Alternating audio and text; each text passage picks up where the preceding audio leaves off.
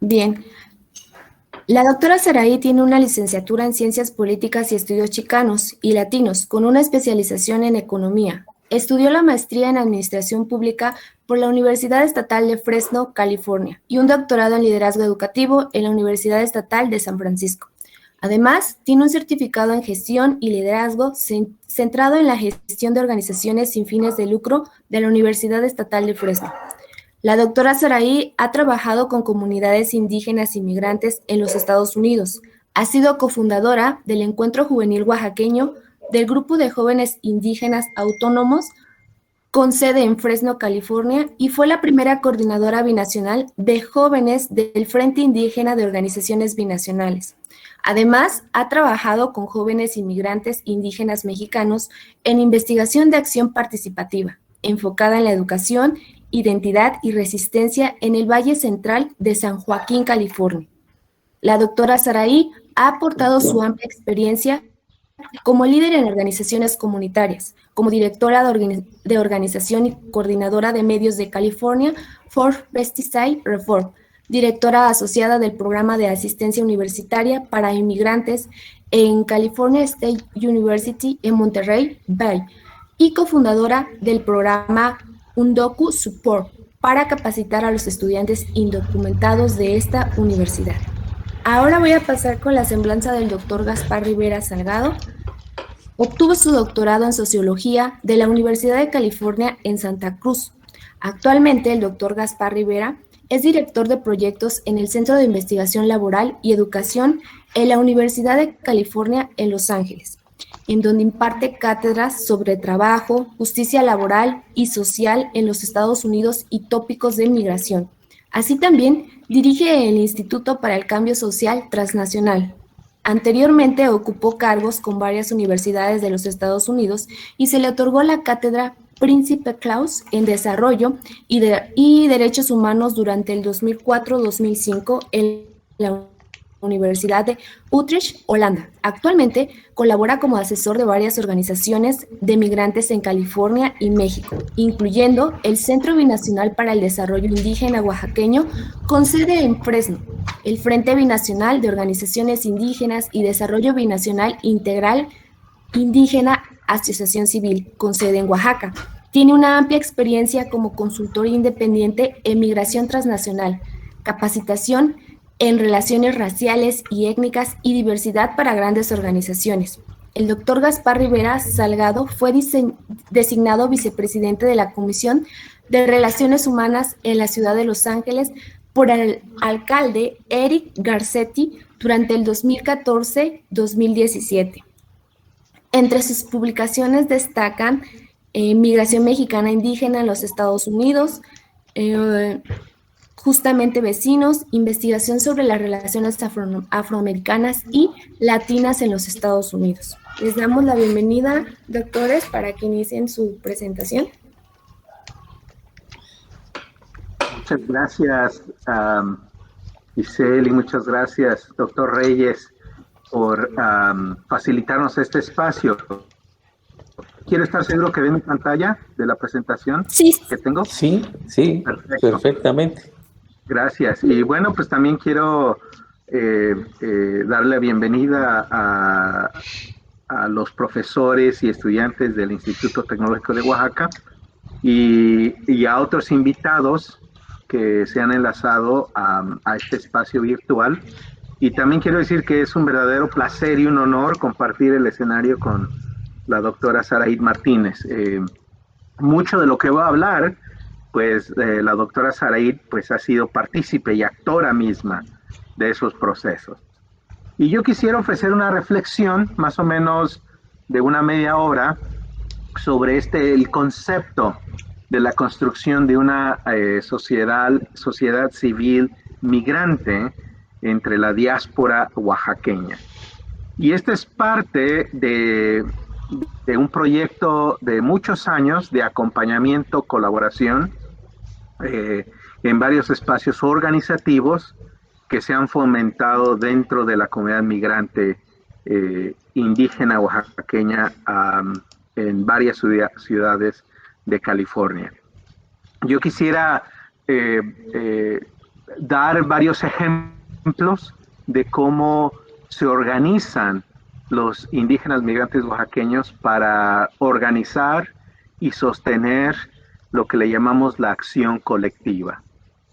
Y a mí me parece que ojalá al final de mi presentación ustedes puedan apreciar la diversidad y también los diferentes caminos políticos y estatarios que han seguido diferentes sectores de la comunidad migrante oaxaqueña.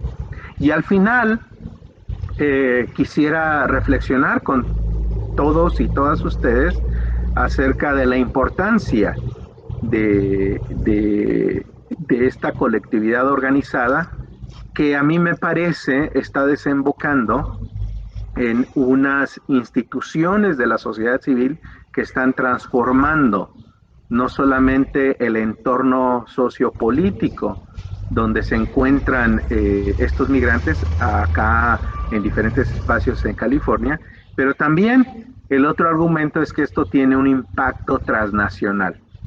Es decir, esta actividad colectiva, política, económica y social no solamente tiene un impacto en las áreas donde residen, pero también tiene un impacto en los pueblos de origen.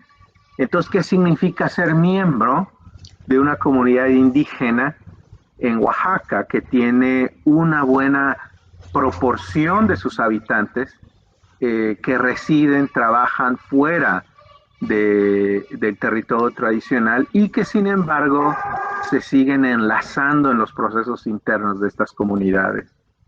Entonces, un argumento que yo propondría de entrada es que la articulación de esta sociedad civil migrante tiene un impacto transnacional. Es decir, no solamente es importante ver y entender esto para analizar y entender los procesos de incorporación de estos migrantes a los lugares de destino, pero también es importante entonces empezar a ver las transformaciones como efecto de esta migración en las comunidades de origen.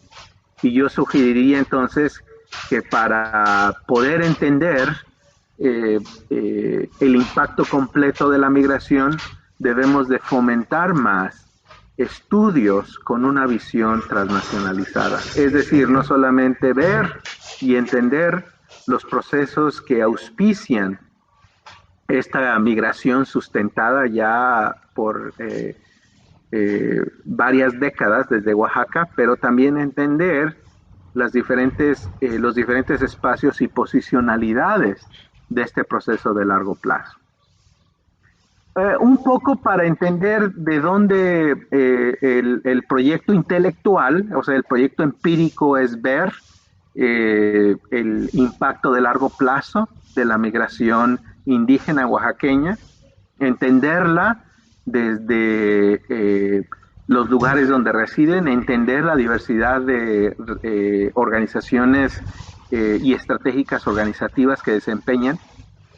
Pero a largo plazo me parece que esta investigación también toca otros aspectos teóricos y académicos que quizá les interesen. Y uno de estos es cómo podemos hacer de nuestros proyectos intelectuales algo relevante para los asuntos que incumben a la comunidad.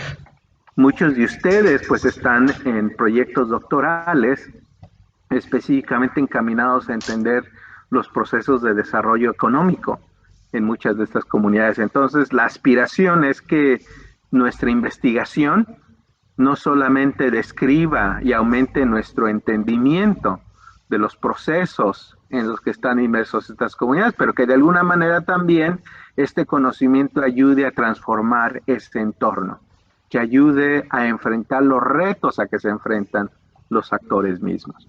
Entonces, de aquí surge este concepto de investigación justicia, cómo se puede lograr y aspirar a que la investigación que hagamos nosotros sea relevante para los actores mismos. Y esto, por supuesto, pues, como ustedes ya lo sabrán, no es una propuesta nueva, pero es una propuesta de posicionalidad como académicos que recibe realmente mucho tipo de reacciones, ¿no? Pero que también habla de un cambio, una transformación acerca de las herramientas intelectuales que tenemos. ¿Cómo son las universidades como espacios académicos relevantes para la vida de las comunidades en las que están incrustados? ¿Cómo podemos aspirar no solamente a entender la complejidad de los procesos sociales, pero de transformar también ese entorno, especialmente una aspiración de este proyecto es esta conversación sostenida con actores, con organizadores, para poder realmente poder superar muchos de los retos a que se enfrentan estos migrantes al llegar acá a los Estados Unidos, ¿no? Y yo creo que esta posicionalidad de aspirar a que nuestras investigaciones sean relevantes, a aspirar a construir un mundo mejor, ya nos da de entrada una posicionalidad acerca del proceso de producción de conocimiento y de apropiación de conocimiento. Y que tiene que ser parte de cómo conceptualizamos la actividad de hacer investigación. Entonces hay este proyecto intelectual de investigación justicia está ligado a una serie de herramientas metodológicas que le hablamos y que las describimos como investigación-acción o investigación de acompañamiento o investigación comunitaria.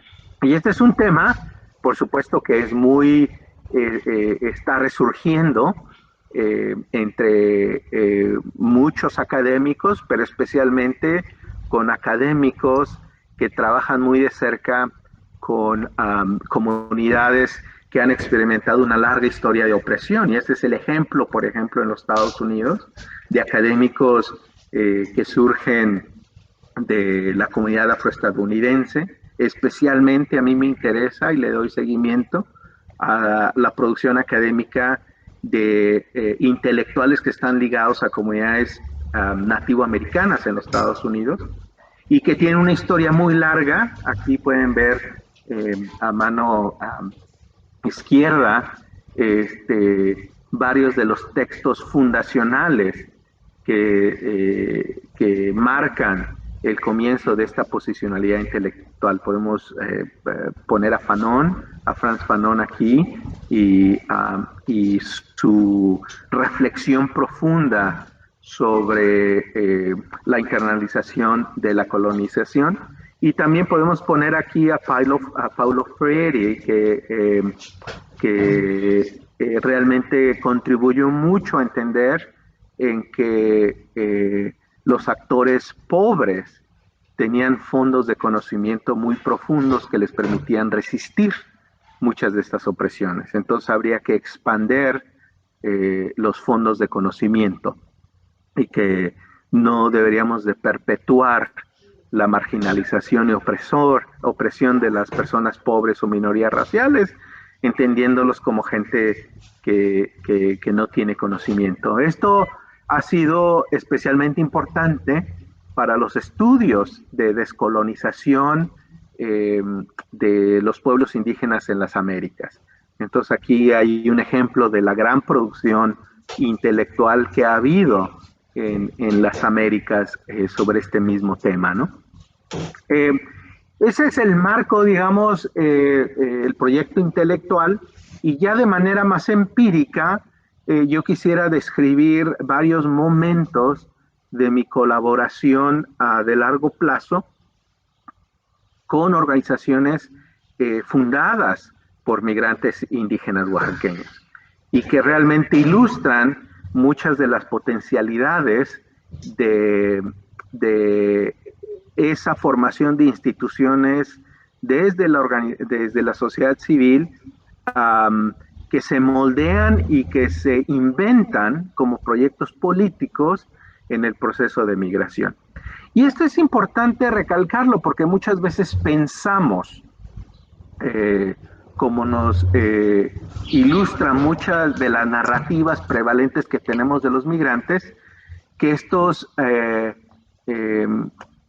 que estos sujetos son personas marginales, pobres, que están siendo oprimidos y que son tan marginales que no tienen ninguna capacidad de acción. Muchas veces cuando uno escucha las noticias, por ejemplo, del proceso de migración ahorita que está ocurriendo, de esa crisis humanitaria de la migración desde Centroamérica que pasa por México y que llega a Estados Unidos, muchas veces, pues, los reportajes que escuchamos es de estas personas tan marginales que son como hojas al viento, ¿verdad? No tienen ninguna capacidad de agencia. En mi experiencia, yo quisiera un poco rectificar esa narrativa del migrante como marginado, como oprimido, como sin agencia, ilustrándolo con realmente las propuestas organizativas, las propuestas políticas que han estado desarrollando ya por más de 50 años. Y esta es la experiencia de migrantes oaxaqueños que se vienen y se quedan después del programa Bracero. Habría que acordarse que en muchas de las comunidades oaxaqueñas hay una fuerte participación en el programa Bracero, que ese programa de trabajadores huéspedes que va de 1944 a 1965, y que después de ahí muchos de estos migrantes se quedan a trabajar en los Estados Unidos, esta vez sin documentos, y que a partir de los cambios migratorios en los Estados Unidos de 1965 cambia radicalmente las fuentes de migración que vienen a los Estados Unidos, y hasta 1965 realmente el origen de la migración a Estados Unidos había venido de Europa. Y entre 1924 hasta 1965 tenemos uno de los periodos de migración más bajos porque había políticas migratorias muy restrictivas, pero con los cambios especialmente que enfatizan la reunificación familiar, se da un giro dramático en términos de los orígenes de esta migración, y países latinoamericanos, especialmente México, y países asiáticos, especialmente Corea del Sur y las Filipinas, comienzan a ser los lugares más importantes para esta migración. Y bueno, dentro de la población de mexicanos migrantes, si concebimos México como un país pluriétnico y multilingüe, pues es muy natural entender que también la población indígena es parte integral de ese éxodo masivo que se da de México a los Estados Unidos, especialmente en los años 80, a mediados de los años 80, de 1985 al año 2000, hay un desplazamiento de casi 12 millones de mexicanos que se van de México a los Estados Unidos. Este es uno de los desplazamientos más grandes que hay en la historia de la migración. Y realmente transforma las comunidades de origen, pero también transforma a las comunidades de destino. Realmente ese es el periodo histórico fundacional que habría que entender y visualizarlo, y las diferentes experiencias de estos migrantes en este proceso. A mí me ha interesado ver y entender a estos migrantes como actores políticos, es decir, como personas que están inventando una plataforma política y nuevas maneras de identidad y de pertenencia. Al crear una organización, al crear una plataforma política, en este proceso, estos migrantes contribuyen al resurgimiento de nuevas identidades sociales y nuevas narrativas de estos migrantes.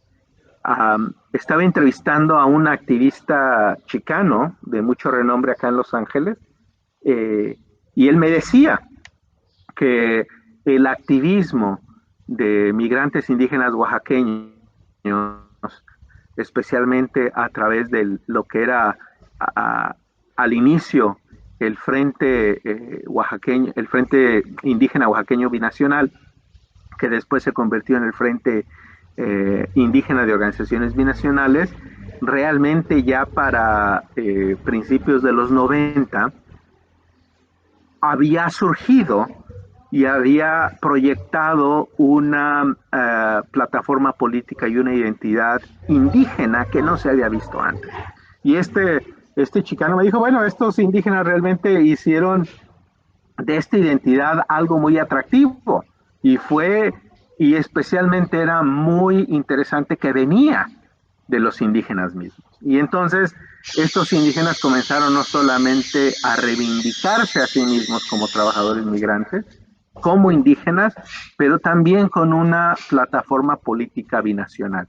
Entonces, tenemos que organizaciones de migrantes como el Frente Indígena de Organizaciones Binacionales surgen de migrantes zapotecos, mixtecos y triquis, que ya habían experimentado migración interna dentro de México, a lugares como Sinaloa, a lugares como San Quintín, antes de venir a Estados Unidos, pero que desde el principio tenían una plataforma binacional. No solamente se estaban organizando como migrantes en los lugares de destino, pero que inmediatamente comenzaron a tener un impacto muy interesante en Oaxaca. Y aquí hay una fotografía de una de las primeras movilizaciones a principios de los 90 del FIOB, que comienza a movilizar en sus comunidades de origen, y esta es una toma simbólica de Monte Albán. Y esta foto de un fotógrafo mixteco, Miguel Zafra, captura el momento en que están marchando en la plaza central de Monte Albán muchos indígenas mixtecos que por primera vez van a este sitio arqueológico, ¿no? Y por primera vez lo reclaman como parte de su historia. Entonces ahí ya hay varios elementos de debate, ¿no? De cómo se están reivindicando, cómo se están pensando a sí mismos y cómo están movilizando ya nuevo tipo de identidades en ese proceso.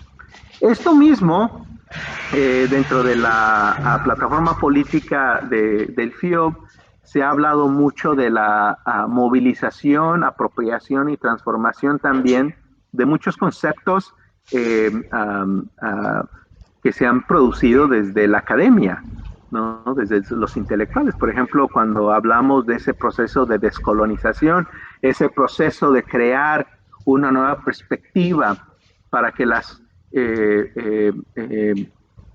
personas, los pueblos que experimentaron el proceso de colonización, cómo dejan de seguir pensándose como víctimas y cómo comienzan a desarrollar nuevos conceptos para entender su experiencia fuera de los conceptos de la colonización. Entonces es interesante que en la práctica, ¿cómo se ve esto en la práctica? Entonces, el Frente comienza a armar toda una serie de desarrollo político realmente entre estos migrantes, trayendo y utilizando estos conceptos intelectuales como descolonización y operacionalizándolos ya como una herramienta organizativa.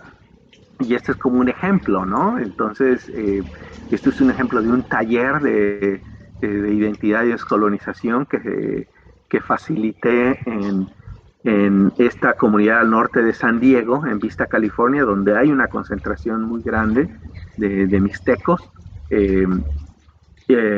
Está organizada por las bases locales del FIOB, que está en relación ya expandiendo su red de apoyo.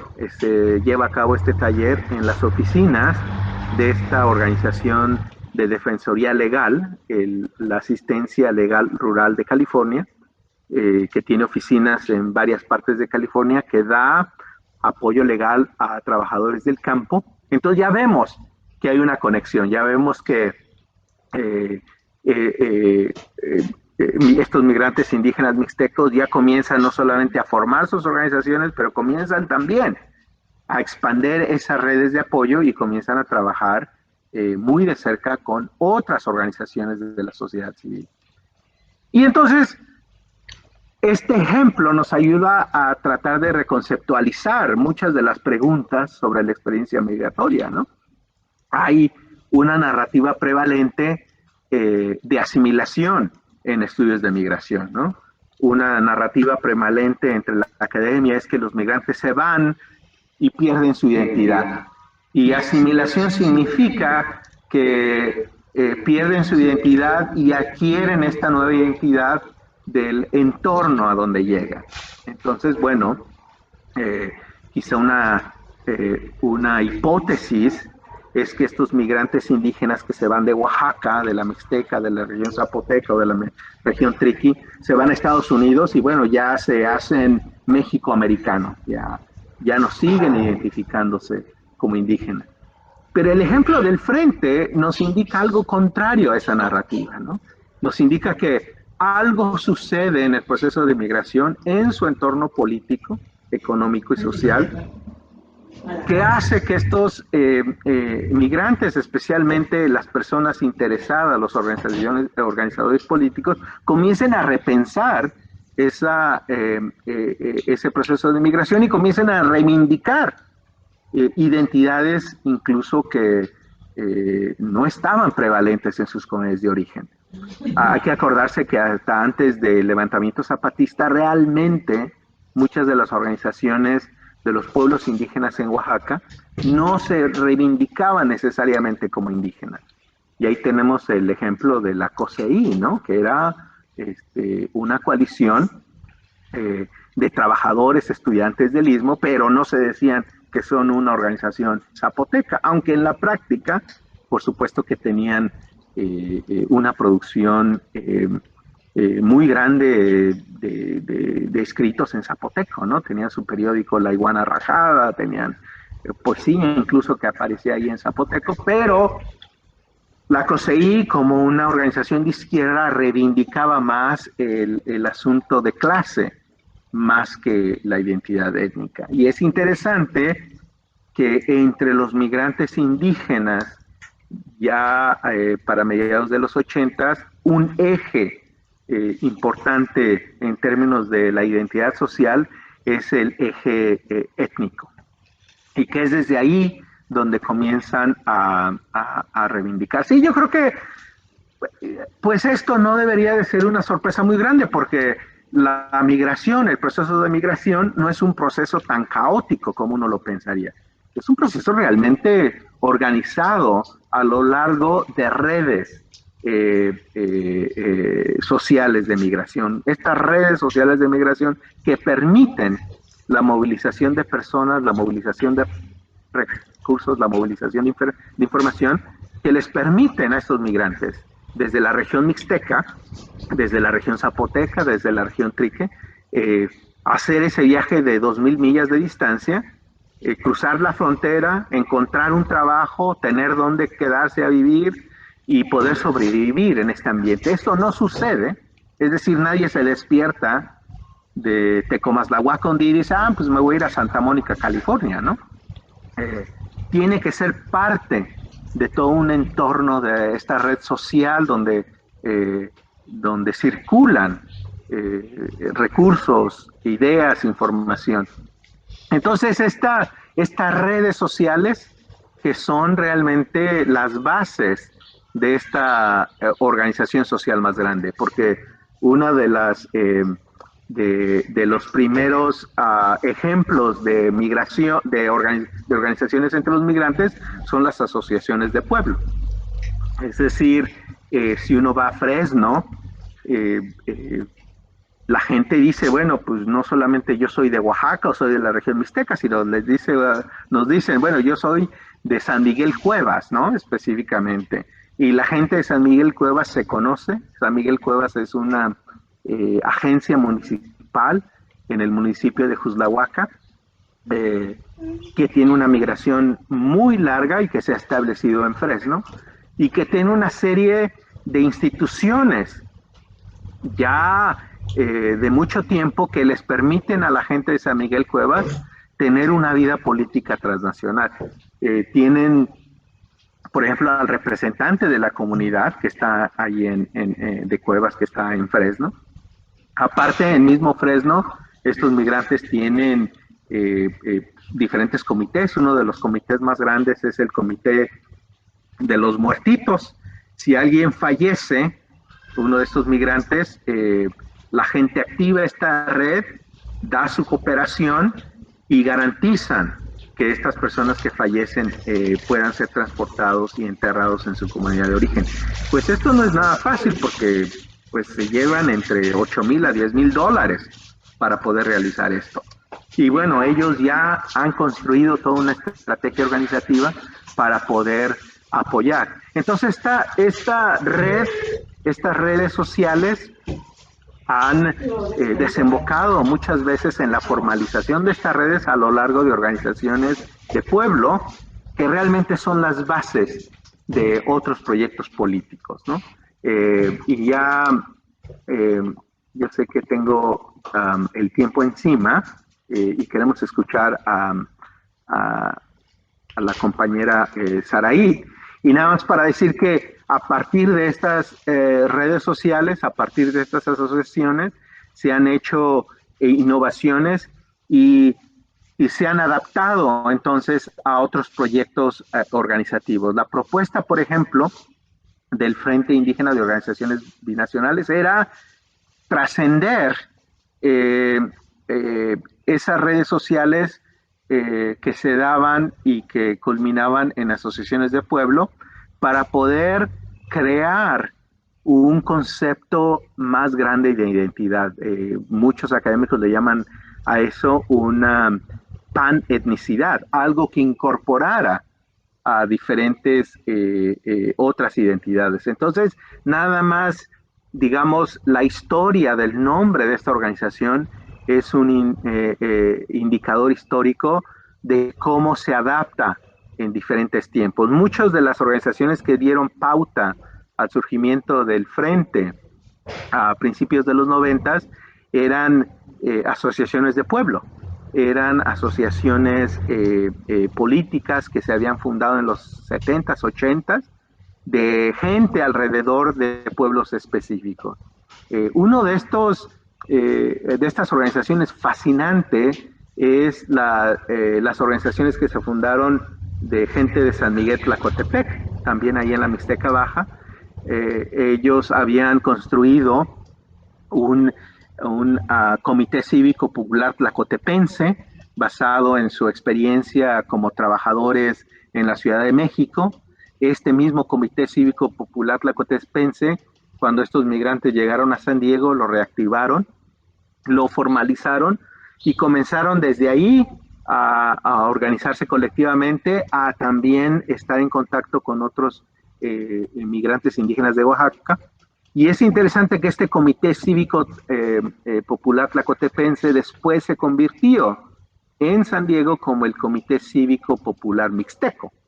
Y ya es un indicador ese paso que dan de organización basada en la comunidad de origen a una organización política que reivindica ya una identidad étnica más grande, es la que les permite entonces enlazarse no solamente con migrantes y organizaciones de otros mixtecos, pero también con migrantes zapotecos. Y es eso lo que da pauta a la primera generación de esta organización panétnica de oaxaqueños. Entonces, cuando se funda en octubre de 1991, el frente se llama Frente Mixteco Zapoteco Binacional.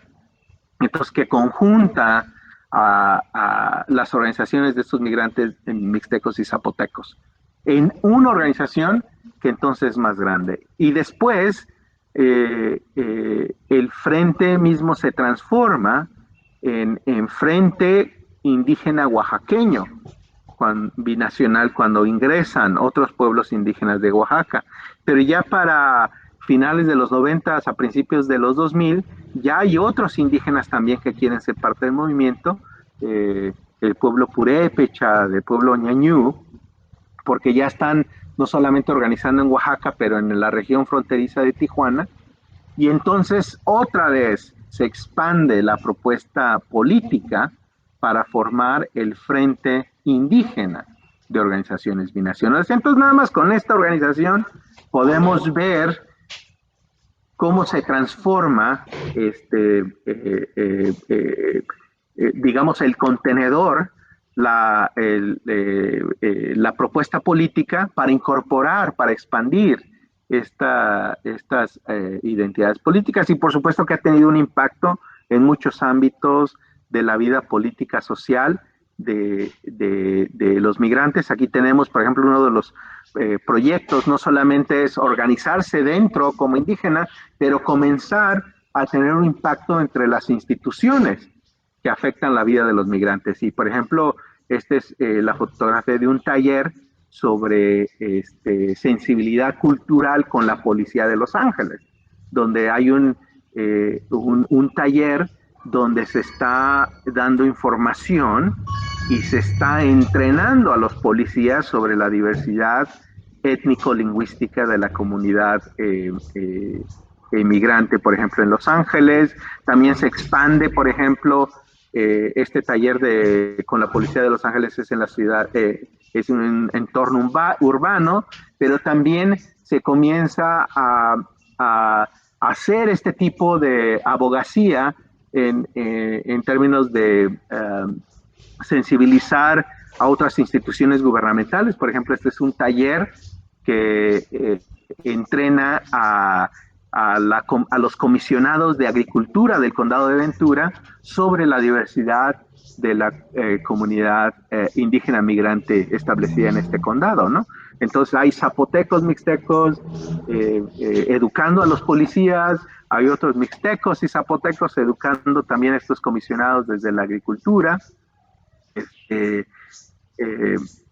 Y nada más como para ir cerrando y para poder darle la palabra a la doctora Martínez, uno de los retos que tenemos ahora es ver cómo se transforma, cómo se pasa la batuta de los experimentos y las innovaciones políticas que hizo la primera generación, esta generación de mixtecos, zapotecos, que se vienen en grandes números a los Estados Unidos a partir de mediados de la década de los 80, y que ahora ya esos de la primera generación ya son la minoría. Los oaxaqueños, como el resto de la población latinoamericana, también se ha transformado en los últimos 30 años, porque ahora casi el 65% de esta población es de jóvenes de segunda generación. Es decir, los hijos y las hijas de estos migrantes que se vinieron en los 80 ahora son la mayoría en las comunidades. Y esto es tanto en comunidades urbanas como en comunidades rurales. Y esto está realmente creando un reto sobre cuál va a ser la trayectoria de organización política entre estos jóvenes. ¿Seguirán incorporados en las asociaciones de pueblo, en esas asociaciones que se enfocaban mucho en el lugar de origen? ¿Estarán y seguirán continuando reivindicándose como indígenas oaxaqueños a través de las manifestaciones culturales, bandas de música, bailables, festivales de la Guelaguetza, o estarán inventando también nuevas posibilidades de identidades colectivas y también de proyectos organizativos? Este es uno de los proyectos que trabajamos hace ya 8 años con lo que eran entonces jóvenes de la segunda generación, sobre todo jóvenes que estaban en el Valle de San Joaquín, zapotecos y mixtecos sobre todo, donde comenzaron a escribir su propia historia. Y era súper interesante que para estos jóvenes esa cuestión no era tan simple la opción de simplemente identificarse o seguir el camino que habían trazado sus padres o inventar nuevas cosas, sino que realmente estaban teniendo proyectos que incorporaban ambas cosas, ¿no? Que incorporaban la experiencia, esa experiencia indígena de estar ligados con Oaxaca, pero también adaptándola al nuevo entorno del lugar que les tocó vivir. Y algo que me llamaba la atención es que creo que un actor que ilustraba el futuro era Miguel Villegas, un joven que se había ido muy joven de San Miguel Cuevas a Fresno y que ahora es un rapero trilingüe. Él rapea en inglés, español y mixteco. Y realmente yo creo que su experiencia ilustra un poco el futuro. Y el futuro para estos jóvenes es un futuro trilingüe, ¿no? Es un futuro donde tienen que estar cruzando diferentes fronteras culturales, políticas, sociales, y están creando algo realmente nuevo, ¿no? Entonces voy a parar aquí, tengo más fotos, pero sí me gustaría entonces darle el espacio a la doctora Saraí Martínez y después, al final, pues ya pudiéramos tener un diálogo entre todos los participantes. Muchas gracias y voy a dejar de compartir mi pantalla ahora.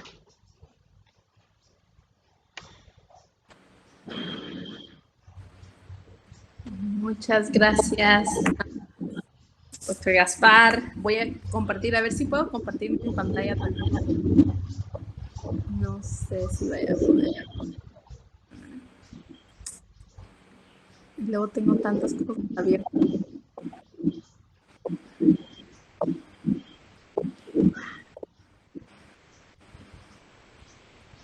Nada más pregunta, Giselle, sí dejé de compartir mi pantalla, ¿verdad? Sí. Perfecto. ¿Ven algo? ¿Sí? ¿Sí ven una pantalla ya? Sí, doctora. Perfecto. A ver. ¿La puedes agrandar? Ahí voy. Voy a tratar de poner... No me...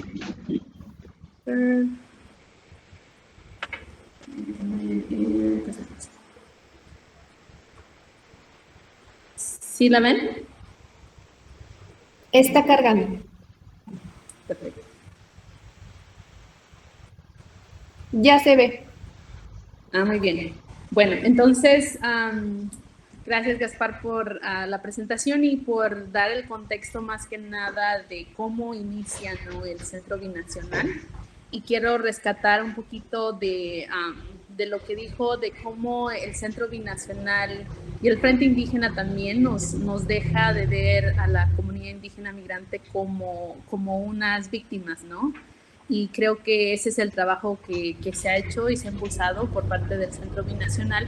Y también creo que no estuviéramos sin el trabajo también académico centrado en las comunidades de acción que se ha hecho mucho antes, ¿no?, de nosotros, de la organización, con Gaspar y otros académicos también que han apoyado, impulsado, ¿no?, que se visibilice la comunidad aquí migrante indígena.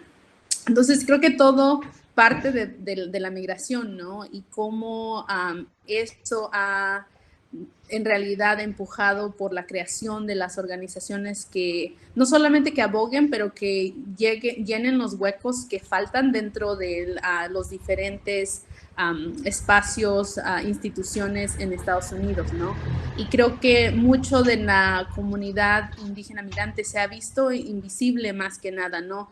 Y muchos académicos, al menos en el contexto de las escuelas, usan esto de doble, visibles e invisibles, más que nada visibles dentro de la comunidad por el racismo que existe y la discriminación de la comunidad, y invisibles, ¿no?, para las instituciones porque no crean o tienen recursos para llenar las necesidades culturales y lingüísticas que existen para servir a la comunidad indígena migrante. Entonces aquí un poquito de información de la migración. Sabemos que antes de los 80s se vieron la comunidad indígena migrante, más que nada los hombres, ¿no? Que venían, mi papá, uno de ellos, migrando con mis abuelitos, más que nada como parte del programa Bracero, y fue hasta en los 80s, ¿no? Que él sometió los papeles, agarró su mica, y fue cuando se empezó a pensar en esta idea, no hay que traer la familia, ¿no? Y fue como nosotros también, mi familia y yo, llegamos a los Estados Unidos, ¿no? Hasta que se pudieron arreglar los papeles fue cuando decidimos venirnos, y se vio en los 80s y en los 90s, ¿no? Una migración ahora no solamente de personas, de individuos, de hombres, sino de mujeres, de niños, que por esto, ya sea por los papeles que se pudieron arreglar o también por la necesidad y lo difícil que era también migrar y venir en la frontera, ¿no? Y de ahí lo que se ha visto también es como tratar de capturar, ¿no? La presencia de la comunidad indígena migrante, ya que sabemos que muchas organizaciones quieren ver, ¿no? Números, cuántas personas están aquí, para poder documentar la necesidad que existe, ¿no? Entonces, en los 90 se había registrado una familia mixteca que sabíamos, y en el 1991 una agencia, otra vez sin fines de lucro, el Instituto de Estudios Rurales, hizo un estudio donde encontró unos 50,000 indígenas migrantes que trabajan en los campos de California. Y creo que el último estudio que tenemos tiene datos del 2008 y del 2009, que estima más que nada un sector de trabajadores del campo de 120 a 165,000 migrantes indígenas, incluyendo los niños, ¿no? Entonces, que tenemos aquí y que estamos en las mayores regiones de agricultura, en lo que viene siendo la costa central de California y en el Valle Central de California. Y es importante documentar a la vez también, ¿no? Y empujar esfuerzos que cuenten a nuestra comunidad, ya que otra vez esta visibilidad, porque muchos nos consideran, ¿no? Como mexicanos, como una sociedad que habla de español, que no, y la diversidad cultural y lingüística que existe, y precisamente por eso ha habido muchos abusos que han sido documentados, especialmente en los campos, pues porque mucha de nuestra comunidad otra vez viene siguiendo lo que sabemos hacer, ¿no? Sabemos que la migración migrante va en lo que se llaman las redes, y donde hay una persona de una comunidad va a haber de muchas comunidades, ¿no? Y especialmente en la comunidad zapoteca y mixteca nos basamos mucho, al menos en los valles centrales, en el trabajo de campo, porque es lo que hacemos en nuestra comunidad, es donde estamos, y tenemos una gran cantidad de comunidad zapoteca, ¿no? Que en diferentes sectores de hoteles, de restaurantes, más que nada en las ciudades, en lo que viene siendo Los Ángeles, hasta aquí en el condado de Monterrey, en Side, donde hay una comunidad de San Pablo, Huixtepec, de los valles muy grande, ¿no? Entonces, pero específicamente en el campo, porque fue como empezó y impulsó el Frente Indígena a la creación del Centro Binacional, fue más que nada porque había muchas faltas de violaciones, por falta de lenguaje, ¿no? Los mayordomos o los supervisores de los campos abusaban de los trabajadores, robándoles su salario, ¿no? Hay mucha también exposición a pesticidas, a información que la comunidad no sabe cómo protegerse, especialmente comparado con otros trabajadores, ¿no? Y también existe una mayor, un racismo mucho más visible dentro de la comunidad mexicana trabajadora del campo también, que discriminan, ¿no? A nuestra comunidad indígena migrante. Y también, otra vez, la base de eso viene siendo la justicia lingüística, que nosotros como parte del Centro Binacional nos enfocamos, ¿no? De asegurarse que exista información en su lengua materna de la comunidad, ya que otra vez hace falta muchos recursos que ellos sepan de sus derechos, que si hablan a una agencia de gobierno que les ayude en su lenguaje, que sepan, ¿no?, de que tienen esos problemas en el trabajo para poder atenderlos. Entonces, mucho de estas fueron las necesidades principales que empezaron. También la falta de vivienda, otra vez el mismo sentimiento de no tener la información, y a la vez de la otra pieza muy importante también de los migrantes después de los 80s que no tenían papeles, que siguen siendo vulnerables, ¿no?, a hablar o a decir precisamente por la falta de documentos. Entonces han provocado también una gran injusticia dentro hasta de cómo vivir, ¿no?, de una vivienda justa, especialmente en los trabajadores del campo, ya que aquí en California hay el costo de vida es muy grande y también hay una escasez muy grande de viviendas. Entonces sabemos de que pagar la renta del mes con mes no pasa si uno no está trabajando, ¿no?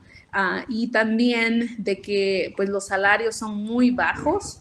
Entonces vemos muchas familias viviendo en un apartamento, ¿no? Usualmente 2 o 3 familias es lo normal.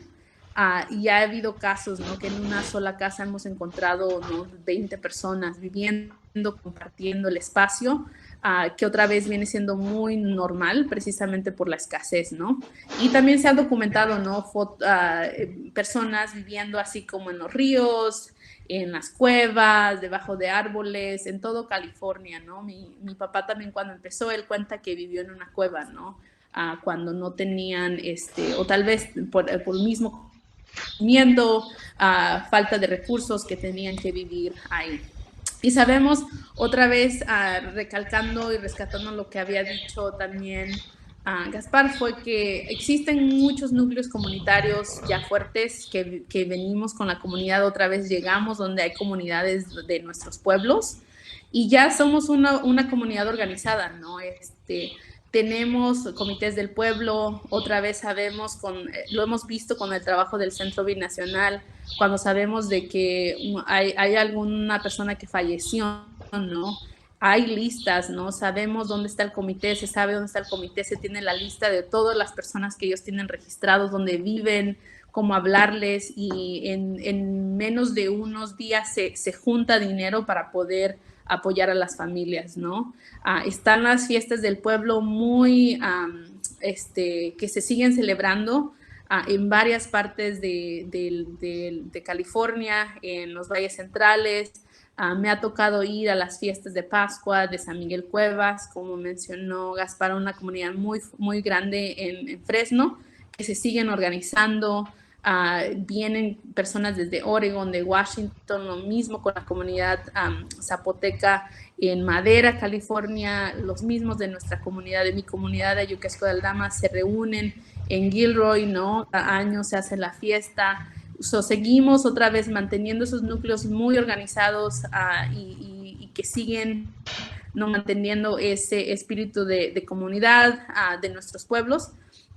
Y también se ha visto, ¿no?, los cargos que especialmente lo he visto más en la comunidad mixteca, de que si se les piden sus cargos, que tienen que irse a sus pueblos, ¿no?, dejando familiares aquí, especialmente si no tienen los documentos para viajar, se han ido, ¿no?, a sus comunidades, dejando aquí a parte de la familia para poder responder a esos cargos que existen dentro de las comunidades.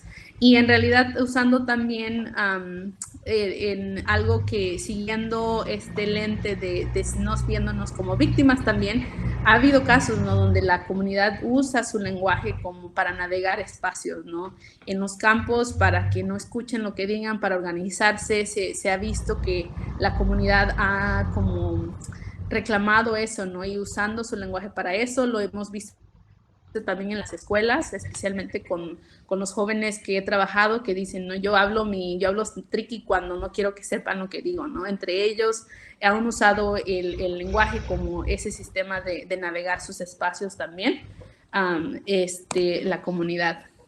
Y algo que se ha visto, ¿no?, es de que no somos como líderes migrantes, y lo que se ha visto, el resultado del Centro Binacional, es de que no, ya las comunidades que han tomado liderazgo dentro del FIOP ya han sido líderes de su comunidad desde antes de llegar aquí, ¿no? Y que también sabemos que muchas de las experiencias de discriminación y migración ha empujado a adoptar otra vez una identidad indígena mucho más fuerte, ¿no? Hasta en mi caso, ¿no? Yo reclamé mi estatus de mujer indígena, ¿no? Llegando a los Estados Unidos, porque sabemos, ¿no? Que hasta en México eso es, siempre se ve como algo de retraso, como algo de tenemos que mejorar, ¿no? Tenemos que ser mejor, y se ve lo indígena como algo de atrás y algo que tenemos también que dejar.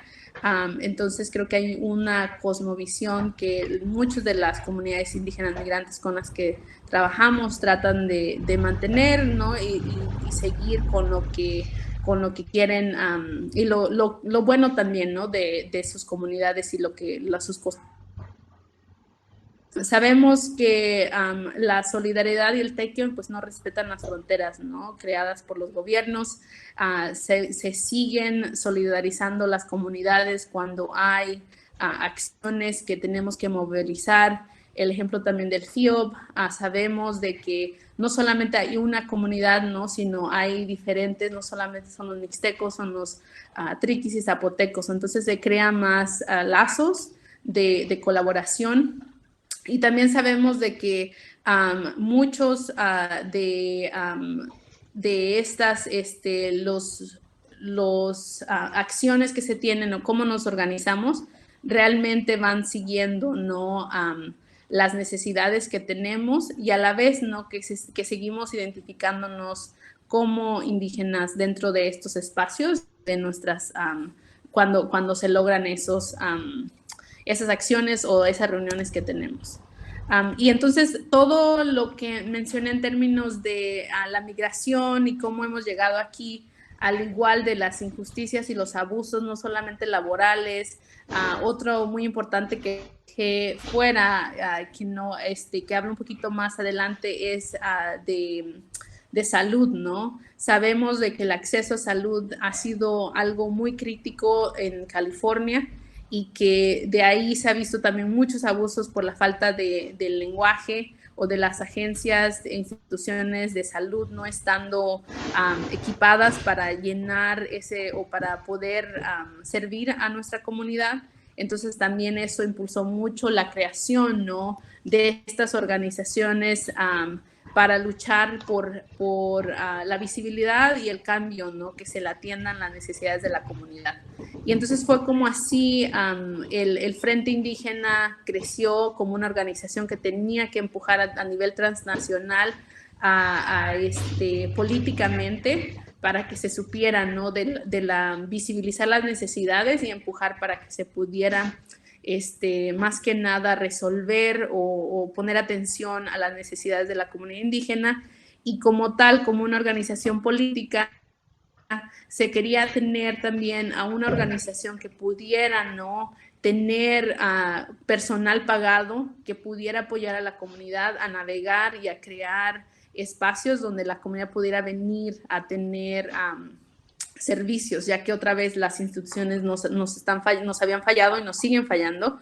Entonces fue como se creó el Centro Binacional, como una organización de base así registrada por el estado de California, para poder recibir financiamiento de fundaciones, del gobierno, y también de donaciones privadas, ¿no? Para poder impulsar estos proyectos que pueden seguir apoyando a la comunidad, y también que sigan abogando dentro de las restricciones que tenemos, para poder asegurar de que haya cambios sistemáticos para que puedan servir a la comunidad. Entonces fue como se creó el Centro Binacional, y ahorita seguimos siendo gobernados por la mesa directiva, que también viene siendo compuesta de liderazgo indígena, de personas que son de la comunidad, y también de otros aliados expertos en áreas de leyes, de salud, de mercadotecnia tal vez,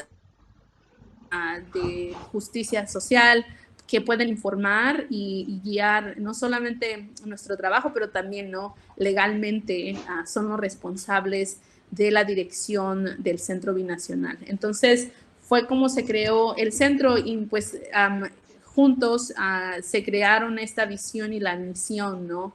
Nuestra visión sigue siendo lograr el bienestar, equidad y autodeterminación de las comunidades indígenas, y nuestra misión es impulsar y fortalecer la participación cívica, el desarrollo económico, social, cultural y la resistencia de las comunidades indígenas.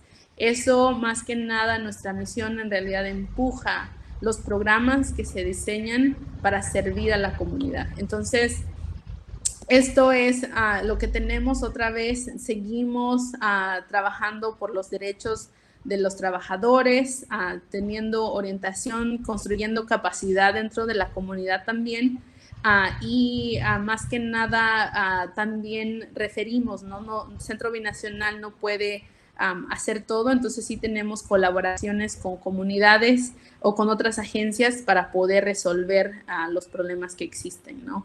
Entonces, mucho del trabajo también que he visto, ¿no?, especialmente ahorita el Centro Binacional tiene bases en lo que viene siendo el Valle Central de California, la Fresno, Tulare, Kern County, donde se asienta mucha comunidad trabajadora del campo, y también en la costa central, el área de Salinas, de Watsonville, y sabemos, ¿no?, que al menos desde la fundación del Centro Binacional se ha estado más fuertemente en los valles centrales, y sabemos, ¿no?, que allá la dinámica y cómo se nos reconoce como comunidad indígena migrante ha sido muy diferente de cómo se nos ve en la área de Salinas, precisamente porque el Centro Binacional ha creado este espacio de dejarnos de vernos como víctimas, ¿no?, con liderazgo indígena, que nos pone en realidad en el mapa de las discusiones locales, otra vez no como alguien que tienes que darle, no sé, donaciones, o que pobrecitos no necesitan esto, sino como un agente de poder, de tomar decisiones y de impulsar esos cambios, ¿no? Entonces, luego se ve también el impacto en el área política y de liderazgo que se tiene dentro de los espacios locales, ¿no? Entonces, nosotros tenemos varias áreas de trabajo, todas ligadas otra vez en la participación cívica, en el desarrollo del liderazgo y la justicia lingüística. En términos de educación, hemos tenido programas de impulsar el desarrollo del liderazgo de jóvenes, al igual que trabajar con los niños en poder seguir teniendo espacios donde puedan practicar su lengua materna. Tenemos clases de mixteco también en lo que viene siendo Fresno. Siempre seguimos abogando por la salud para todos. Hay muchas restricciones para quienes tienen un seguro médico, especialmente muchos de nuestra comunidad no tienen los documentos, ¿no?, para poder acceder a esos servicios, y seguimos impulsando la participación cívica y organizar a los trabajadores del campo, ¿no?, que sepan de sus derechos y que sepan que que pueden exigir mejores tratos si es que se organizan, ¿no? Entonces seguimos manteniendo también nuestro trabajo de justicia lingüística, asegurándonos que agencias sepan de nuestra cultura y de nuestras lenguas, y también tenemos un programa de intérpretes dentro del Centro Binacional, donde hacemos contratos también con las cortes, con los hospitales, con los diferentes distritos escolares, para asegurarnos de que la comunidad pueda tener acceso a esa información. Y también tenemos nuestro trabajo como desarrollo económico comunitario, otra vez organizando a los trabajadores para que ellos sean no los que sigan liderando, como también quieren o hasta como ser pagados, ¿no?, del área, de que no se les robe el salario, y también impulsando otras áreas donde puedan algún día tal vez tener su propia capacitación y tierra para poder también cultivar, ¿no? No nada más trabajar. Y ahorita la pandemia, la verdad, como Centro Binacional sí nos ha localizado y puesto en diferentes regiones y ha intensificado nuestro trabajo, ya que la pandemia se ha visto otra vez. Sabíamos que las agencias no estaban funcionando para nuestra comunidad, que había un hueco muy grande para servirles en su idioma. Entonces, la pandemia nos ha impulsado, y también hemos abogado con condados y gobierno local para asegurarse de que pongan atención, ¿no? Que nuestra comunidad esté agarrando las pruebas del COVID, que se estén vacunando, que sepan de sus derechos laborales durante el COVID. Hemos abogado en varias regiones para asegurarnos de que existan estos servicios, y ahorita, ¿no? Por el trabajo tan grande que se tiene que hacer para proteger a nuestra comunidad, que ahorita, ¿no? El Estado y en todo Estados Unidos se dijo, ¿no? Los trabajadores agrícolas son trabajadores indispensables que tienen que estar trabajando durante la pandemia, pero hay muchos o esenciales, ¿no? Pero hay muchos, otra vez, derechos y servicios que no son esenciales, que no se les ha puesto la atención debida, y entonces fue como ahorita estamos trabajando en el Valle de Salinas, en el Valle Central, y ahorita tenemos 47 miembros trabajando en estas áreas, personal de una diversidad cultural y lingüística muy grande, ¿no? Y no solamente de Oaxaca, tenemos personas trabajando que vienen siendo de Guerrero, de Hidalgo, que también hablan su lengua materna, ¿no? Tan solo en Mixteco tenemos 10 diferentes variantes de todos, de las personas dentro del personal que hablan Mixteco, Musgo, Tlapaneco, Triqui, Zapoteco, ¿no? Entonces, tenemos, y otra vez, no solamente trabajamos con esta comunidad, pero con sus comunidades, porque como sabemos, no estamos en las redes, donde se nos facilita también dar la información. Ahorita, como mencioné, estas son las oficinas que tenemos, y estamos esperando pronto tener nuestra oficina en Salinas, pero tenemos nuestra oficina central que viene siendo en Fresno, en Madera, en Greenfield, y siguiendo trabajando en las áreas que mencioné. Y creo que esto viene siendo lo mismo, nada más para terminar hablando del centro, y creo que termino como Gaspar terminó, ¿no? Creo que el futuro estamos viendo, ¿no? Cómo vamos a avanzar como centro, qué pasa con estas nuevas generaciones. Centro Binacional, desde su creación, ha sido liderada por líderes, ¿no? que fueron de la comunidad, que vinieron de sus comunidades ya con una visión política de justicia, ¿no? A nuestro compañero Rufino Domínguez, que en paz descansen, ¿no? Invirtió mucho tratando de asegurarnos de que pudiéramos tener esta organización, informando, ¿no?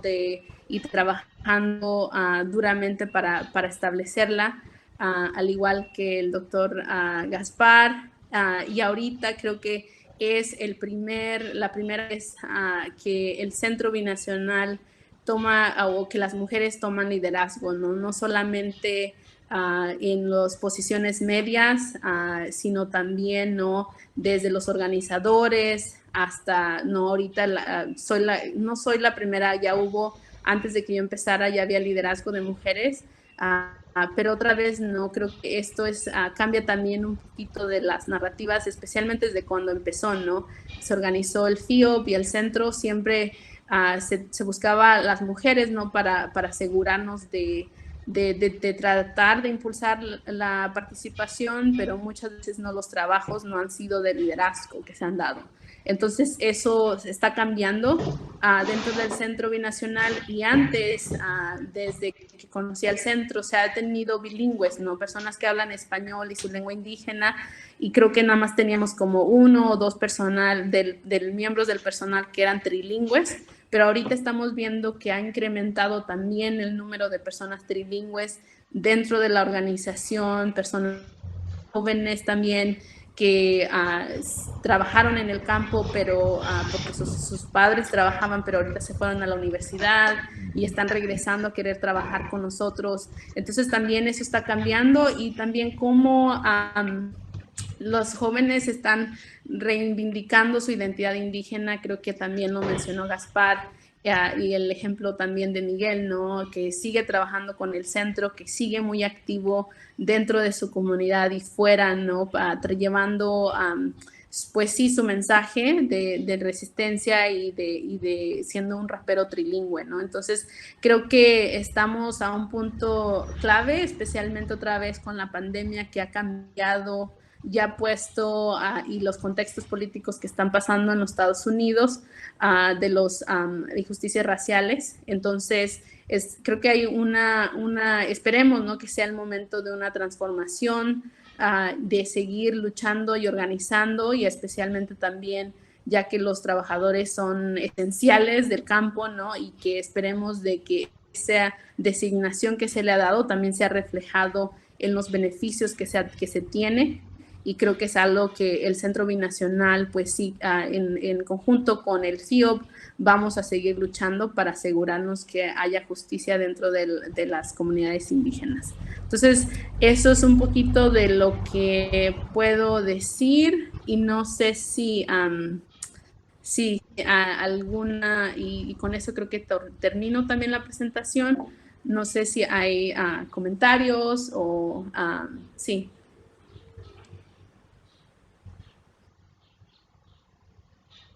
Perdón, gracias, doctora Martínez, por su participación. Nos alegra que nos haya acompañado en este pequeño seminario que estamos realizando en el Instituto Tecnológico de Oaxaca. Gracias al doctor Rivera también. Un saludo y un abrazo fraterno desde Oaxaca a los dos.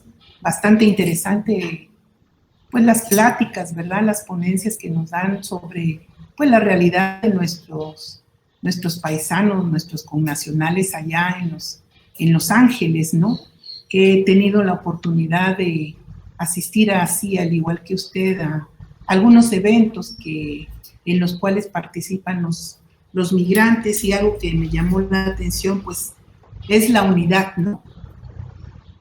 La unidad entre los pueblos, entre los miembros de los pueblos, la unidad entre las comunidades, pero sobre todo ese arraigo cultural de identidad que presentan nuestros connacionales allí en los Estados Unidos. Y creo que me arrebataron la pregunta que me hacía ruido a mí, en el sentido estricto de, bueno, nuestros migrantes ahora cómo están, ¿no? Aquellos que se fueron en las primeras migraciones, pues llevaban una identidad muy, muy arraigada, pelearon muy duro, ¿no? Gaspar nos hace una memorización de los eventos que hubo en aquel entonces, y estaba yo pensando en cómo estas generaciones han estado cambiando, ¿no? Recuerdo que había una organización de mujeres donde estaba la hija de la señora Gumercinda, que es de San Francisco Cajonos, pero no pude asistir a esta organización en la cual estaba ella estaba inserta, digamos, en esa organización. Pero sí vi algunas organizaciones de las mujeres migrantes, ¿no? Y cómo la transformación ahí para poder colocarse, poder tener presencia, ¿no? Ahí en los Estados Unidos, ¿no? Me llamó mucho la atención de la cuestión de la religiosidad, ¿no? Cómo ganamos espacios ahí, ganaron ustedes espacios para, pues, la Virgen de Guadalupe, la Virgen de la Soledad, de Juquila, etcétera, ¿no? Nuestra cultura, los bailes tradicionales, las guelaguetzas, ¿no? Nuestra gastronomía, bastante interesante. Pero bueno, esa identidad, ¿no?, de todos los pueblos, pues me llamó mucho la atención. Regreso decía Gaspar algo muy interesante que me llamó la atención. Decía él, debemos de fomentar, ¿no?, los estudios con una visión transnacional. Considero que sí es muy importante, pero ¿cómo lo hacemos, no? Porque ustedes saben que ahorita pues la frontera pues se está cerrando, ¿no? Tenemos estudiantes muy caros. Aquí está, por ejemplo, Giselle, ¿no?, que es una chica que pues tiene ganas, ¿no? Y sigue, ¿no? Está, por ejemplo, el compañerito Javier también, algunos chicos que están en la Sierra Norte, ¿no?, en Ixtlán de Juárez, que ya están terminando, pero hay un chico que va a seguir, me imagino, con el doctorado. Pues, ¿cómo hacer estos estudios transnacionales, ¿no? Sería muy interesante, pues, ver qué se puede hacer, en qué podemos apoyar o en qué podemos unir esfuerzos. Yo quisiera saber si dentro del público tenemos varios, casi 22, 23 asistentes, y yo quisiera preguntarles a los asistentes si tienen alguna pregunta aquí para los compañeros connacionales que pues ahora están aquí en la academia, si nos pueden ayudar a hacer algunas preguntas o algo que quieran, una participación abierta sin problema. Pueden tomar el micrófono, pueden hablar.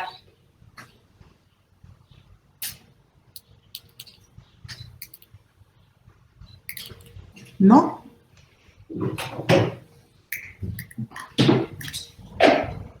¿Nadie? Quiero agradecer también la asistencia a la colega Gloria Lambarria, a la doctora Gloria Lambarria, a la doctora Nadia Esteban Durán, a la doctora Wendy Ponce, que son colegas de la universidad y que también pues les está interesando los temas sobre la migración, ¿no?, los comportamientos sociales, que de alguna manera ellos son arquitectos, pero traen una cuestión de parte de la construcción y toda esta parte que creo le fascina a Gloria, ¿no?, la historia de la migración. Ella es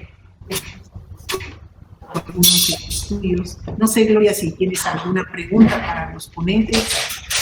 Pues primero que nada, muchas gracias, Silvia, a todo tu equipo de trabajo del Tecnológico, al doctor Rafael por la invitación, a los jóvenes que siempre están muy pendientes de enviar la información a tiempo, y sobre todo por la presentación de los ponentes, porque nos abre un panorama, ¿no?, que muchas veces desconocemos la relación, o porque no frecuentamos como esas relaciones que se tienen de los pueblos y están viviendo ahí, ¿no?, de las personas que se van y que viven y que pues se llevan toda esa cultura. Y pues más que preguntas, siempre pues hemos visto, ¿no?, cuando ya tienen un recurso económico y apoyan a las familias, lo que hacen y su principal interés es proporcionarle una casa a sus familiares. Muchas veces eso sí hemos percibido, Silvia, la idea que tienen los pobladores no es recuperar la edificación como la vivieron y como la que se quedó en su lugar de origen, sino es representar que avanzaron económicamente, que lograron su objetivo, y entonces la construcción que hacen pues es muy apegada a estándares internacionales, estándares de donde ven, y lo que van a ocasionar pues es un cambio de transformación del lugar donde habitaron, de las zonas urbanas, rurales, y pues toda esta transformación evidente. No sé si hubiera algún comentario al respecto.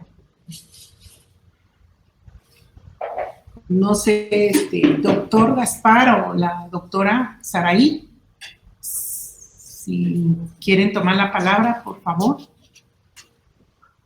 Bueno, pues yo regresaría a lo que estabas planteando, Alicia, de fomentar análisis desde una perspectiva transnacional, y yo creo que la pregunta de Gloria ilustra esto, ¿no?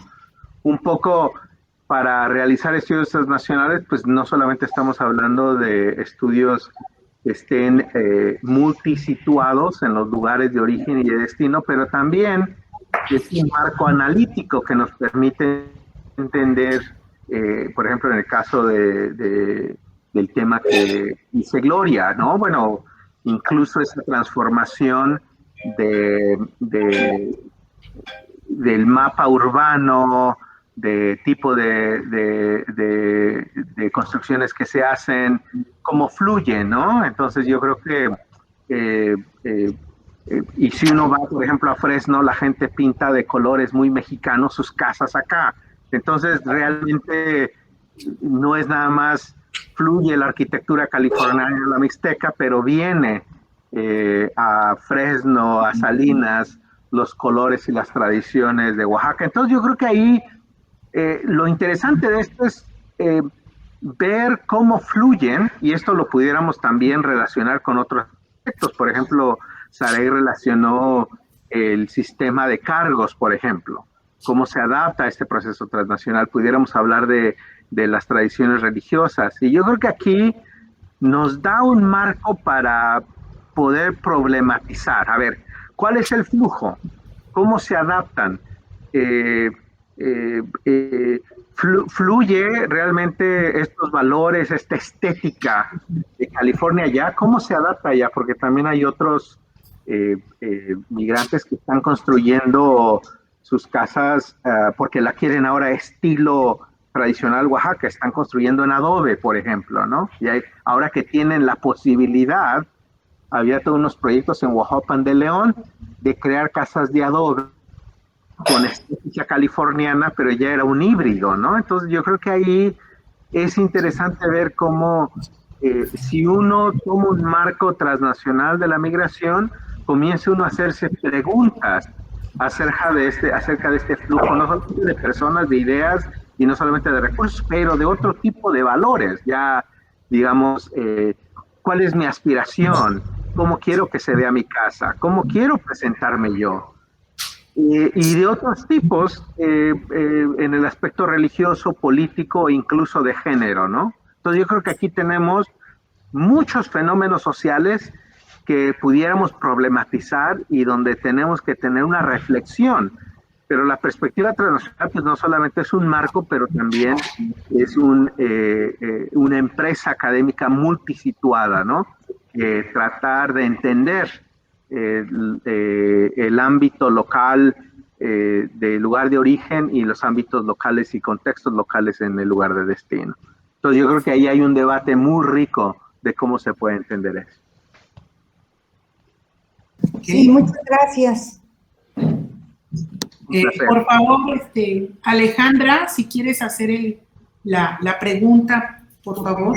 Adelante, Ale. Buenas tardes. Antes que nada, agradecer estas intervenciones que han tenido, que han sido bastante interesantes. Y bueno, nosotros estamos trabajando el tema de los alimentos y cómo han venido pues dañando la salud de los mexicanos. En este caso me llamó la atención porque en uno de los carteles del doctor Gaspar, pues él decía, se va a ofrecer pozole mexicano, ¿verdad?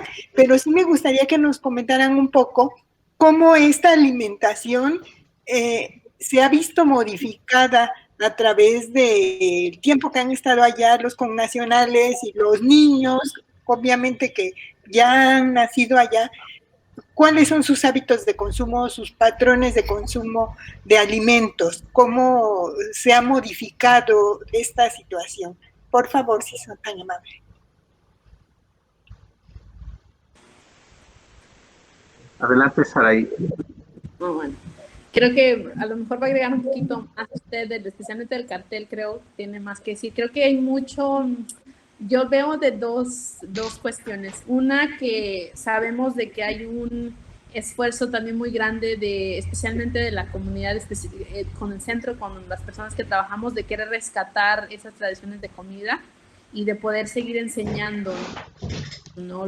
Cómo se hacen las cosas en nuestros pueblos, las comidas y que sean disponibles. Y creo que está el otro lado, donde sabemos que la comunidad aquí migrante batalla mucho para conseguir y tener acceso a alimentos saludables, ¿no? Creo que precisamente porque muchas personas trabajan, especialmente trabajadores del campo, están trabajando de 5 de la mañana, de 6 de la mañana, 6 de la tarde, regresando a casa. Ha habido mucho trabajo que se ha hecho para eliminar el acceso a comida rápida. Hay un acceso enorme aquí precisamente porque es fácil, porque está cercano, de que hay mucha, que está cambiando la alimentación especialmente de los niños chiquitos también, de cómo se alimentan, especialmente otra vez por esta accesibilidad a la comida rápida y la falta de accesibilidad hasta los mismos alimentos que la comunidad produce, ¿no? Las verduras, frutas y verduras no son tan más caras también, ¿no? Y especialmente el orgánico para la comunidad. Entonces creo que sí hay una gran, se está también viendo, ¿no? Dentro del trabajo que hacemos con el mundo también, cómo seguimos fomentando nuestras comunidades, nuestros alimentos que sabemos de que están mejor que lo que tenemos acceso aquí, ¿no? Entonces un poquito al menos de lo que vemos trabajando con la comunidad. Y yo creo que nada más para aumentar, habría que entender cómo las decisiones de cómo alimentarse y los patrones alimenticios, pues no es solamente una decisión personal, sino que se da dentro de un contexto estructural, ¿no? Es irónico que la gente pobre y vulnerable está sufriendo, por ejemplo, de obesidad. Entonces uno dice, bueno, ¿qué significa eso? Y los números en México no son tan buenos, ¿no? O sea, ya digamos, a nivel internacional México tiene un alto índice de obesidad, ¿no? Entonces, uno pensaría que también en Oaxaca los patrones dietéticos y de qué come están cambiando, no solamente entre los migrantes. Pero algo a que habría que ver es que hay una correlación entre el estatus socioeconómico y el tipo de acceso a comidas que hay. Y esta es una de las ironías, ¿no? Los trabajadores mixtecos y triquis están metidos y son una parte clave de la producción de alimentos, frutas y verduras. Son los campesinos, son los que cosechan las fresas, los que cosechan las uvas, los que cosechan la lechuga. Y es importante que en Estados Unidos hay una disparidad enorme, lo que decía Saraí, entre clase social, ingreso y acceso a alimentos saludables. Estamos hablando aquí de un concepto súper interesante que es el desierto de comida saludable. Es decir, que a veces hay comunidades que no tienen acceso a tiendas de autoservicio donde vendan este tipo de alimentos. Uno tiene, por ejemplo, que manejar más de media hora de una comunidad agrícola en el Valle Central para ir a un supermercado en auto. Bueno, tienes que tener auto, tienes que tener movilidad y tienes que saber dónde comprar. Y lo mismo sucede en ámbitos urbanos. En la ciudad de Los Ángeles hay concentración enorme de la oferta alimenticia de tiendas de autoservicio en vecindarios ricos. Pero realmente ahí es donde sale el concepto del desierto alimenticio. En los vecindarios pobres, donde viven los zapotecos, por ejemplo en el sur centro de Los Ángeles, hay millas y millas sin acceso a uno de estos. Entonces no solamente es una decisión de qué te gusta comer o qué comes, sino que es algo más institucionalizado, ¿verdad? Porque bueno, estamos en un mundo capitalista donde la comida se vende. Y resulta ser que la comida más saludable pues es la más cara. Por ejemplo, todos los productos orgánicos, aquí hay tiendas, por ejemplo, la tienda de la clase trabajadora es el supermercado Ralph's, pero si uno se va a la tienda de los ricos, que es la Whole Foods, la de Amazon, donde hay una cantidad enorme de comida orgánica, pues los precios se duplican o triplican, ¿no? Entonces, no solamente es una cuestión de ingreso o de predilección, sino es el contexto en que uno toma esas decisiones y es acceso a esto. Entonces yo creo que ahí hay un tema interesante, pero también estos patrones alimenticios, ¿cómo viajan? O sea, es decir, los migrantes están cambiando o Oaxaca está cambiando. y cómo fluye eso, ¿no? Yo creo que ahí lo interesante es que también hay gente, por ejemplo, hay proyectos organizativos de mujeres que dicen, bueno, vamos a regresar a las comidas tradicionales, a las comidas hechas en casa, a las comidas hechas con vegetales, y eso es un proceso de descolonización. ¿Cómo se utiliza la cuestión de alimentos tradicionales, de darle ese empoderamiento a las mujeres que tienen un conocimiento profundo sobre esto, y cómo se está rescatando mucha de la comida tradicional, e incluso libros publicados por mujeres indígenas con recetas tradicionales como una reapropiación de esa historia para poder resistir y poder estar más saludables. Entonces yo creo que ahí hay muchos elementos simplemente en esta cuestión de la comida que nos da para mucho, ¿no? Sería como toda una conferencia. Claro que sí. Pues ojalá en un breve tiempo pudiéramos tener una conferencia con este enfoque, le agradeceríamos mucho. Claro que sí, Ale, muchas gracias. Quiero darle la palabra a la maestra Giselle, que también quiere hacer una intervención. Adelante, Giselle, por favor. Sí, buenas tardes. Bueno, nada más para comentar lo que abordaban los dos doctores, la doctora Saraí y el doctor Gaspar. Tuve la oportunidad de realizar trabajo de campo en Ayoquesco de Aldama y precisamente pude percibir la forma en que los migrantes tienen una relación directa con la comunidad. En este sentido, promovían la conservación de la cultura y entre ellas la conservación de la lengua materna, que era el zapoteco. Entonces, en este sentido, promovían algunos proyectos para que los chicos de la comunidad no perdieran la lengua, que ya se estaba considerando que solamente las generaciones ya mayores eran las que hablaban esta lengua. Entonces, de alguna manera, por medio de la tecnología y también por la tradición oral de las personas que todavía tenían conocimiento de la lengua, pues eran ellos los actores clave para que estos niños ahora aprendieran esta lengua, ¿no? Y también me parece muy interesante el enfoque que tiene el Centro Binacional para ahora hacer ver a los migrantes ya no como indígenas que sufren, sino como las personas que son, y este sería pues un gran para que también los mexicanos, que de alguna manera en muchos casos no aceptamos que somos indígenas, veamos la capacidad que tienen, ¿no? Y la forma en que se llevan a cabo los proyectos me parece muy interesante. De igual forma, tuve una experiencia en una estancia en Estados Unidos y sí me percataba de estas diferencias que hay en las casas de los migrantes, en donde en la gran mayoría de los estados de Norteamérica la renta es muy cara, ¿no? Y entonces las familias de los migrantes forman lazos en donde son unas grandes familias de muchas partes de Oaxaca, ¿no? Ya no solamente de una comunidad. Si bien es cierto, como comentaba Cisay, es una comunidad donde se encuentra concentrada la gran mayoría de la población de San Pablo Huixtepec, y ellos decían, no, Cisay es un San Pablo chiquito, ahí conservamos las tradiciones y de alguna manera las transmiten a las nuevas generaciones, ¿no?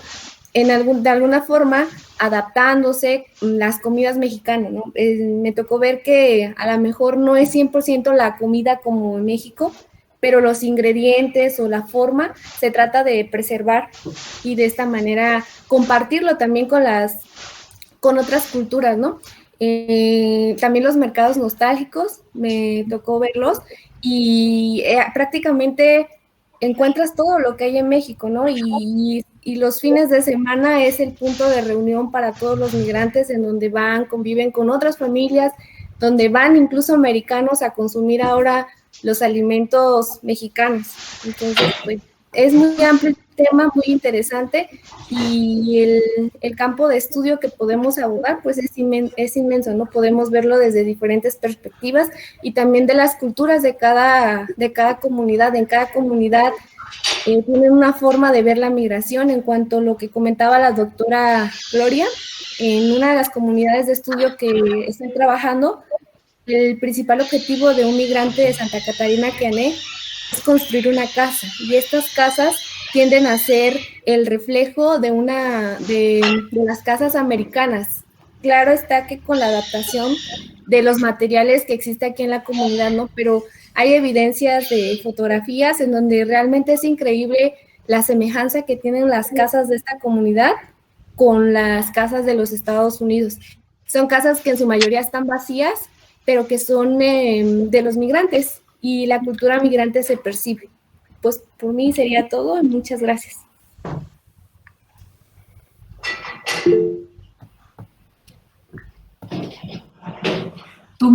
El micrófono, doctor Rafael. Perdón.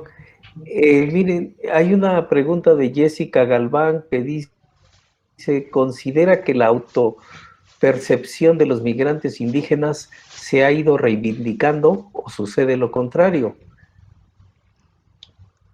Y pues agradecemos al doctor Gaspar su participación, a la doctora Saraí y también a los colegas del UAPJO, al maestro, digamos, en este caso de la Facultad de Arquitectura ACU, al maestro Joel, y pues en esto que queda, pues yo le pediría si nos pueden hacer un comentario, doctora Saraí. El doctor Gaspar pues ya terminó su tiempo, me parece que tiene otro compromiso. Muchas gracias por su participación.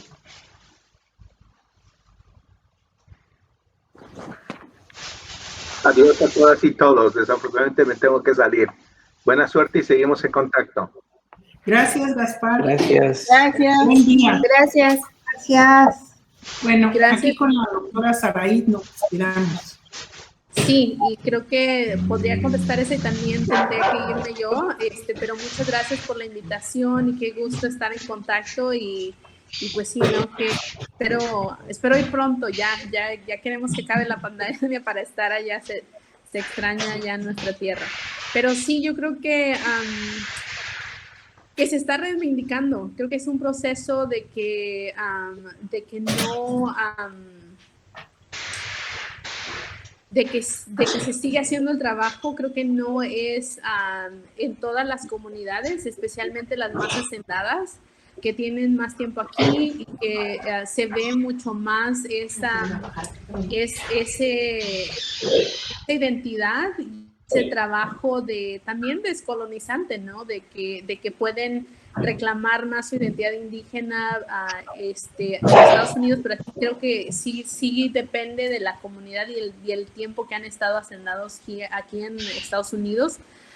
Se ve en las comunidades mixtecas, zapotecas y las más recientes, ¿no? Los compañeros triquis, que poco a poco se está cambiando cómo se están viendo, no solamente dentro de comunidades, pero también cómo los ven las comunidades de afuera que no son indígenas, que no son de Oaxaca. Entonces creo que sí está cambiando, pero depende en mi opinión, de la comunidad y qué tanto tiempo ya tienen asentadas aquí en Estados Unidos.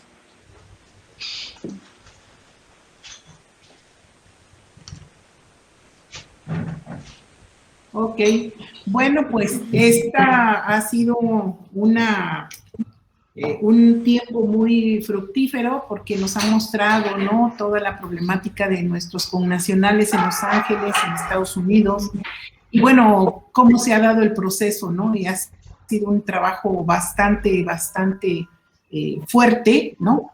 Y lo más importante es que todavía se siguen haciendo cosas para lo que son pues para que la estancia de nuestros migrantes allá pues sean lo mejor posible, ¿no?